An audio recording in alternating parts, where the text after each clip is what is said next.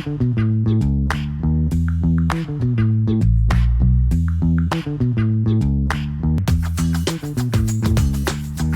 did you get started in beekeeping? I got started as a hobby, something to do. We started with 2 hives. Over several years, built it up to where we are today. Hopefully going into May and June, we're at 100 hives. That's where I like to go into the summer at. It's a way to be outside. It's a way to enjoy agriculture. I grew up on a farm, working a job that wasn't on the farm. This allows me to be back on the farm. So I continue education every year. When I started out, I took classes through UNL to help me get started. I work with a lot of other beekeepers to keep up on what's going on. What is something most people misunderstand about bees? Most people think bees are aggressive.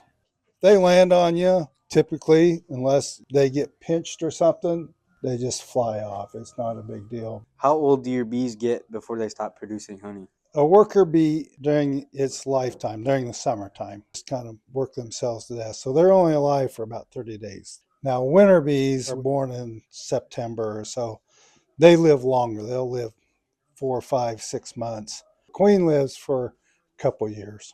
In the springtime, we feed a sugar syrup. But once things start to flow, nectar starts to flow, things start to bloom, we let the bees survive on their own. And then in the fall, we feed a sugar water again. So in the wintertime, the bees kind of form like a basketball or volleyball.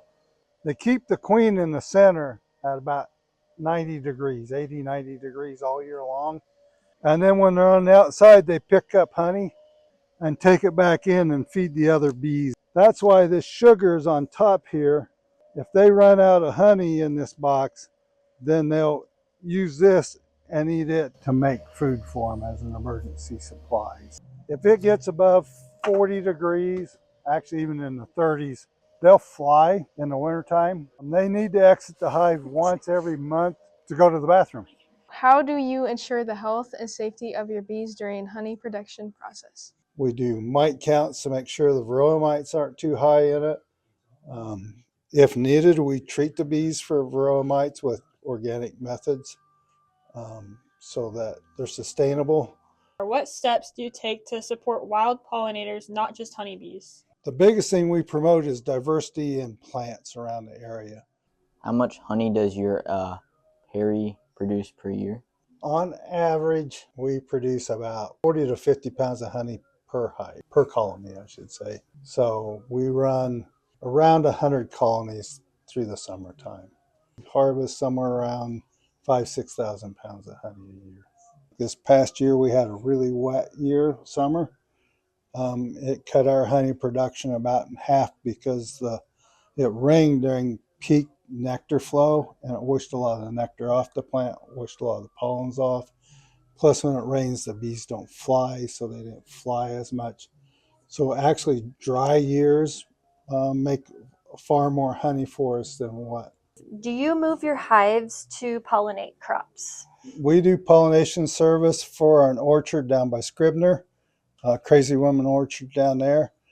So I move them down there early spring. They stay down there through the summer, and then we move them back towards this way for winter. So one other thing we do is if there's a swarm of bees in a tree or in people's houses, as a beekeeper, I go out and help collect those bees and bring them back to my hives or help people out that way. So thank you. My key takeaway is bees are important to the environment. They spread all the pollen and help with the flowers. Each flower has different pollen, and the pollen affects the taste of the honey. In our state of Nebraska, clover is the most popular. Being a bee farmer can be a lot to handle, from getting bees to harvesting honey.